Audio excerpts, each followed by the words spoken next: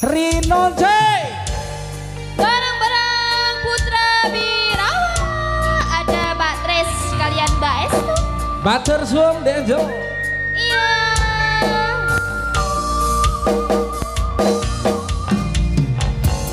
Peteng rasaning ati kang nandang sengiteng lian hanya wang aku kowe labuh tresnan tak jaluk ojo selek katresnan pancene tresna kuwi akeh pacoban Buddha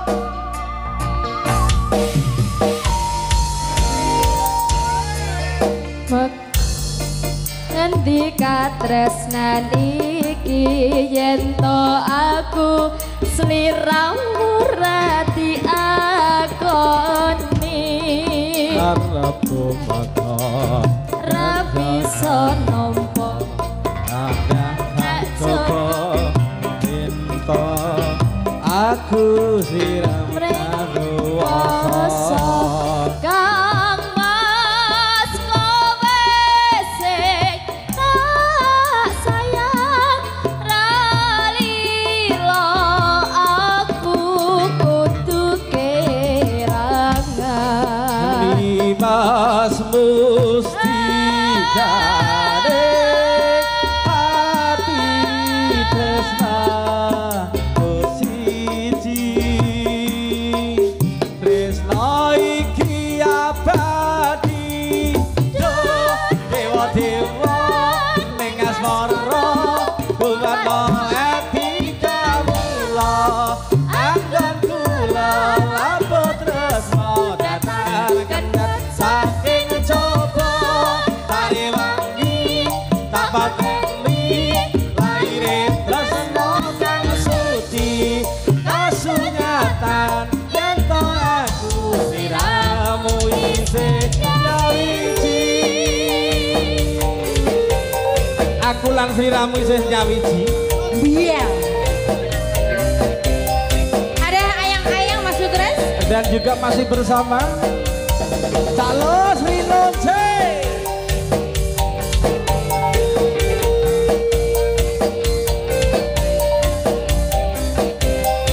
ada Wanda Audio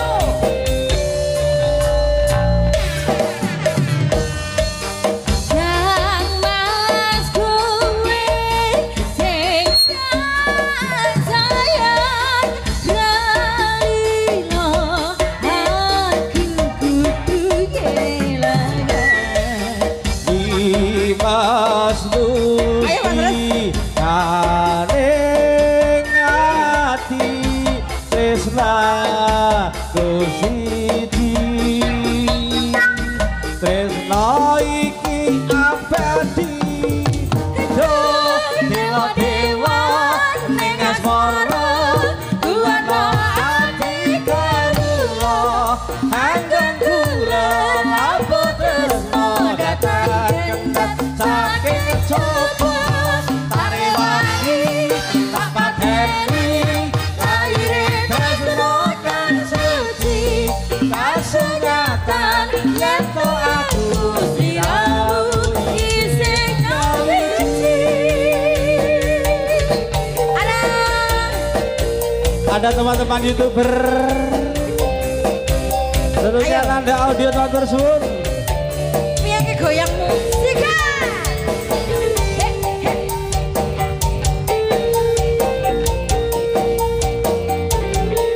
ayo yang di dalam semuanya nyanyi ya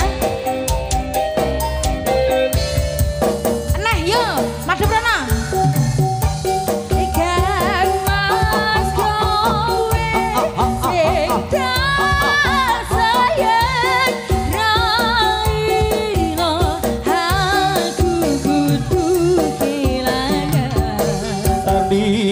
Mas Mustika ning ati tresna siji tresna iki abadi